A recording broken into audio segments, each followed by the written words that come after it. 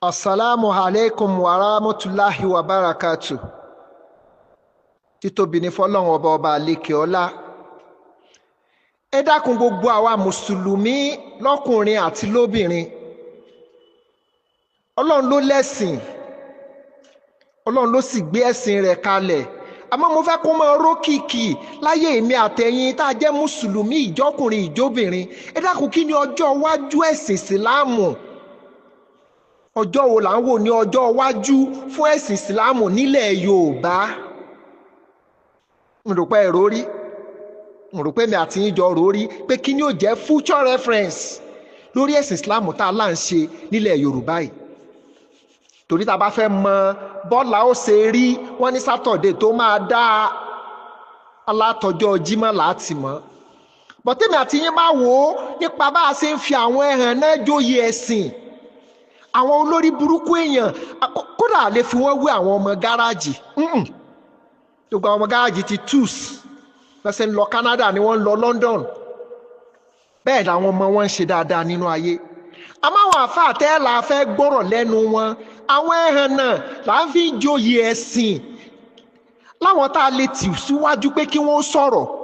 Ilẹ̀ Yorùbá ti ń fẹ́ hàn náà jẹ lèmọ́mù, à ń fi ẹ̀hàn náà jẹ múfútì ìlú. Wọ́n ń gbọ́rọ̀ lẹ́nu ẹ̀hàn náà, ẹni tí ò yẹ léèyàn, ẹni tí ò wà presentable ká tiẹ̀ tì síwájú. Ọjọ́ iwájú Islam ó mẹ́hẹ bẹ́ẹ̀ bá tètè mójútó nílẹ̀ Yorùbá. Kí lè mọ́ mú ogórí mímbàrí kó má sí ọ̀rọ̀ tó lè ṣe ìlú láǹfààní, kó má sí ọ̀rọ̀ tó lè ṣe àwọn tí wọ́n wá kí Jímọ̀ láǹfààní. Ìmáàmù Ògbómọ̀ṣọ́, ìmáàmù ìlú Ògbómọ̀ṣọ́ jẹ́ kí kókó ṣe gáfárà fórí, àní kí gẹ́gẹ́ ó ṣe gáfárà fọ́rùn. Ẹ jẹ́ kí gbòǹgbò ọ̀nà ó ṣe gáfárà fẹ́sẹ̀, kí tòlótòló mẹni tí ó mọ yìnbọn dí sí. Ṣé rí gbogbo ìjọ ẹ̀yin àánú tẹ́lẹ̀ ń ṣe sálàfí, tẹ́lẹ̀ gba wèrè mẹ́sìn, tẹ́ ẹ ti kọ wèrè papọ̀ mẹ́sìn tí wèrè wá ń ti ẹ̀sìn jáde látara yín. Ìmáàmù ìlú Ògbómọ̀ṣọ́ ṣe pẹ̀lẹ́pẹ̀lẹ́, ìwọ lọ ká góńgó níwájú mùdírù níjọ́ wo níyì. Ó tiẹ̀ dàbí bóyá ẹ̀ mú gbó ni o, bóyá ẹ̀yin tẹ́ ẹ lẹ́sìn aṣíwájú míì nínú àwọn ẹ̀sìn, ẹ̀yin tẹ́ ẹ ya ẹ̀hàn náà, ẹ̀yin tí wọn ò béèrè pé bó ni bàbá yín ṣe rí nínú ìdílé kó tó di pé ń mú ẹ̀yin ọmọ jáde. Àwọn gbà tẹ́tẹ́ tí ń lọ́ máa lè ló pọ̀ jù nínú yín. Ẹ̀yin tí wọn ò béèrè ẹ̀gbọ́n bàbá yín kí wọ́n mọrú ìyá òfò, ìyá olórí burúkú tó bírú yín, kí wọ́n tó pè é pé kẹ́ wá joyè aṣíwájú ẹ̀sìn ká tó tò sẹ́yìn yín.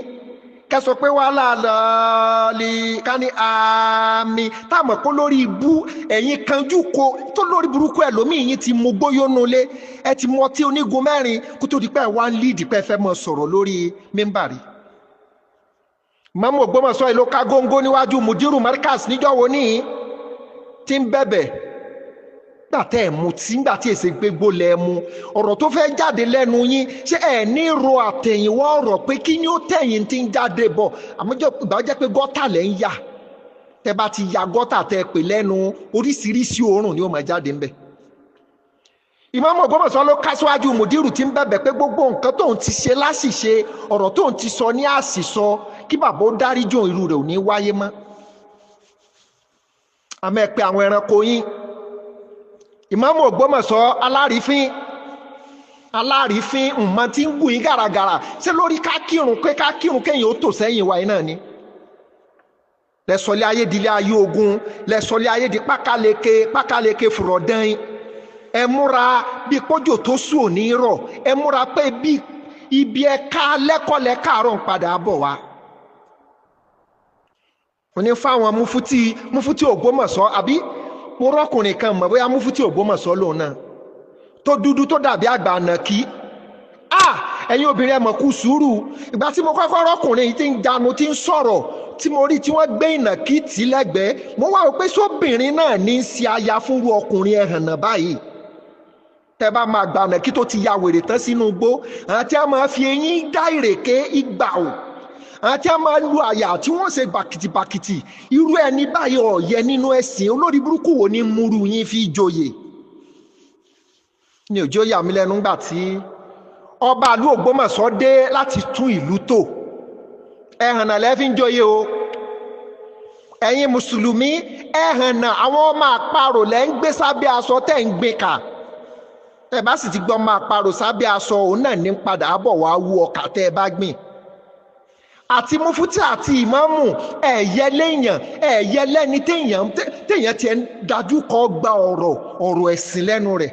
Tọ́ọ̀gì ẹ̀hànnà ayé àtọ̀run lọ́lọ́run dá yín, kò wá ní yẹ yín, kò ní yẹ àwọn tí wọ́n ń fi owó tí wọ́n fi ń sponsor yín nínú iṣẹ́ aburú, tí wọ́n kọjú kọ ẹ̀sìn ìsìláàmù ilẹ̀ Yorùbá, tí wọ́n lóun sálà wọ́n fẹ́ dá ní pópó. Ẹsẹ̀ méjèèjì tí ẹ̀sìn ìsìláàmù fi tilẹ̀ nílẹ̀ Yorùbá àló ti kákanrọ̀, ọ̀kan tó kù lórí burúkú yín lẹ sáfẹ́ mú wálẹ̀ ntúláàsì. Ọ̀rọ̀ mufti wo yà wá lẹ́nu, kí mufti wo máa sọ̀rọ̀ kálẹ̀ èèyàn ń sọ̀rọ̀, wèrè tí ń sun omi lára bí iyọ̀, ẹni tí ó wà presentable kò yẹ ló yí ẹ̀sìn, kò yẹ lọ́mọ kéwú. Ká tó wá pé mufti wo kálò ní aṣíwájú ẹ̀sìn, pé mufti nínú òwò. Ẹ̀yin ará òwò ẹ mọ̀ kó àmúmára, ẹ kó àmúmára lọ́tún lósì. Bẹ́ẹ̀ ṣe mú olórí ìlú mára, bẹ́ẹ̀ náà lẹ́ mú ti olórí inú ẹ̀sìn tí wọ́n láwọn yàn fún yín.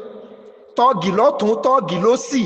A sì mọ̀ pé ìlú àfáà ní ìlú Ìwó, Ọlọ́run kẹ́ Ìwó púpọ̀, àfáà ni wọ́n, àfáà. Àmọ́ ńgbà tẹ́ bá ti rí agbèrò tó bá ti jẹ́ pé òun ló overthrow driver, tágbèrò wá ń yan olóyè nínú ìlú, tágbèrò ń yan oyè ẹ̀sìn, kí lágbèrò mọ̀ nípa ẹ̀sìn? Tẹ́ bá ti wá rí èèyàn tàǹdì náà ni ó mọ̀ gbé lẹ́sẹ̀. N ló lè faru mufti wo kíní tó ṣàyà pàkìtì bí òkè sóbì, olórí burúkú sí àyà bí òkúta tẹ́ kọ́kọ́ gbẹ́sẹ̀ lé tẹ́ bá fẹ́ gòkè Olúmọ. Ẹ̀sìn Islam ilẹ̀ Yorùbá ti ní bọ̀tì, àfikọ́ náà ó wà àánú ṣe wá ni. Ṣèkíyù ṣàìtàn, Ṣèkíyù ṣìtù, olórí ibú àlùpàídà. Mo fẹ́ kí wọ́n fura nílùú kan. Tẹ́ bá ti ráwọn olórí burúkú yìí tí wọ́n ń jáde, tí wọ́n ń kíyàn, tí wọ́n ń pè ní 9 10, ó kọ tí ìyá àti bàbá yín ò sọ yín, tí wọ́n ń pè yín gàgà, tí wọ́n ń gbé yín gẹ̀gẹ̀, ẹ fura ni. Ẹ fura lọ́rọ̀ àwọn Ṣèkíyù ṣìtù. N tó bá ti mú àwọn àmùdá, àwọn àríjẹ nídìí ìmọ̀dàrú tí wọ́n máa fẹ́ fi àwọn èèyàn tilẹ̀kùn àgbákò, ẹbí nígbà wọn tí wọ́n ti fi tilẹ̀kùn àgbákò, ibo lọ̀rọ̀ wọn yọrí sí. Àgbádùrọ̀ rí, mo ti sọ fún ọ pé lẹ́yìn ló bí ó so, lẹ́yìn ni wọ́n wà. Oníyàwó 3 abètè tìpolò, ọmọ àlè elétè pọ̀npọ̀n. Mo sọ fún yín nígbà tí wọ́n lọ́mọ ìbẹ̀rẹ̀ ìyàwó kójọ alátàǹpàkò. Oníyàwó 3, ìwọ náà sọ ọ́nú ọ̀rọ̀ rẹ, wọ́n ní bóyá second chance tọ́lọ̀ ń fún ọ pé ṣé nǹkan tó fẹ́ fi ṣe ni. Àní wọ́n ń pè ọ́, Ọlọ́run gbàgbọ́ ya, ẹni tí ń pè ọ́ ò tí ì dákẹ́. Ọgbà ẹ̀wọ̀n ni, ọgbà ẹ̀wọ̀n lọ́lọ́run dá ọ sí fún. Ẹni tọ́lọ́run bá fẹ́ fẹ̀sìn ṣe ẹ̀sìn àtẹ̀mọ́ràn dáradára ní òkọ́kọ́ jáde kíkú ó tó dé. Tó bá rí pé chance kó yẹ kó ti lọ tí ì lọ, ẹ̀sìn tó fẹ́ ṣe lọ́lọ́run dá ọ dúró dé. Oníyàwó 3 ọ sì sí ẹ̀sìn náà bí já Rasulullahi sallallahu ta'ala alayhi wa sallama. Ọ̀sẹ̀sìn tó rà mọ́ bàbá tó bí yín nínú ayé náà. Gbogbo àwọn ọ̀rọ̀ bítà tẹ́lẹ̀ fẹ́ gbẹnu sí, ẹ̀sìn tó síwájú ti gba fọ́ọ̀sì, ẹni tó bá fẹ́ tò lẹ́yìn rẹ̀ ni kó máa múra. Bẹ́ẹ̀ ni ẹni tó síwájú ti síwájú náà. Ẹ̀rí ẹ̀yin èrò ẹ̀yìn tó kù lẹ́yìn ẹ̀yin lẹ́ ń pínkún dúkù, ẹ̀yin lẹ́ ń pínkún ọ̀tẹ̀ mọ́ra yín lọ́wọ́. Kí ló kan máa gbógun mọ́tì? Ànálẹ̀ ti sọ ni, aláwọ̀ tó jẹ́ bàbá fún yín, àwọn tó jẹ́ bàbá ńlá bàbá yín, wọ́n ti sọ sí Sheikh Ádámà. Ọ̀tá àti bàbá tí yín tó ṣẹ́kù, òun ni Mùdírù Sheikh Habib jogún. Sheikh Habib ó wàá lo ẹ̀yin náà mọ́gbà. Ọlọ́run fún bàbá wọn ní agbára àti ipò láti lo bàbá tó bí ẹ̀yin mọ́ ìgbà. Ẹ̀yin kọ́ lẹ́kọ̀ọ́ mú sálàfù wá, ẹ̀yin kọ́ làkọ́kọ́ sálàfì. Àní sálàfì ń bẹ láyé Sheikh Ádámà. Àwọn gidi inú wọ́n jọ lo ìsẹ̀mí.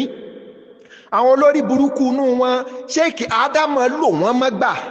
Bẹ́ẹ̀ náà ni ó wàá ṣe rí fún Mùdírù Markaz, wọ́n lò yín mọ́gbà ní torí níṣojú alátùpà báyìí lè ponú rẹ̀ fi pòórá. So therefore, àtòníyàwó mẹ́ta ni àtònísìnà mẹ́rin ni àti sẹ̀kíyù ṣítù igbóla bí bàbá dámọ̀ àti gbogbo sọ̀gbé yín tẹ́ fẹ́ fi ìmáàmù Ògbómọ̀ṣọ́ kóná orí burúkú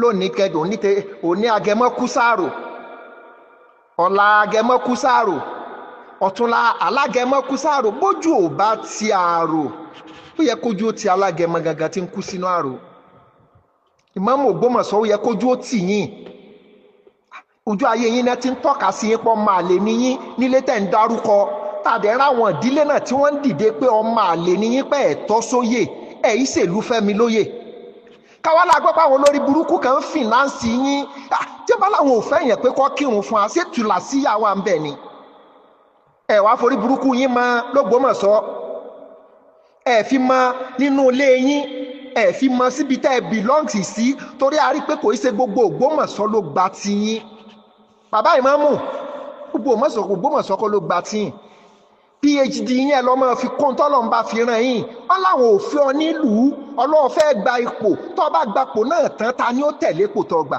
ojú ayé yín ni wọ́n fi yan lè má mú mi tí wọ́n bá tì yín lu mọ́ríkàsì tí wọ́n bá tì yín tí wọ́n bá lọ tì yín lu Sheikh Abibu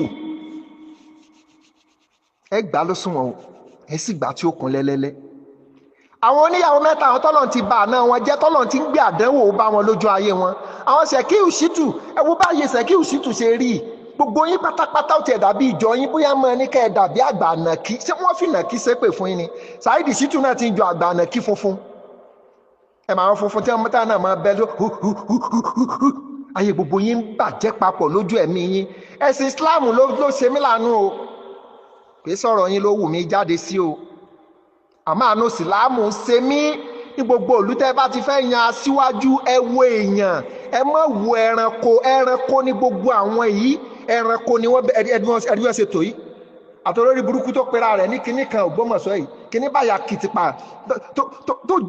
tó jọ̀nà kí tẹsẹ̀tẹsẹ̀ ọmọ àlè dúdú kò ní fúrọ̀ ó dúdú kò ní gbàṣẹ ọmọ àlè dúdú bí ẹ̀yìn apẹ kókò ẹranko irú yín lẹ fẹ́ búyàn alẹ́ ẹranko ní ẹ̀ iṣẹ́ yàn Masha Allah la quwwata illa billah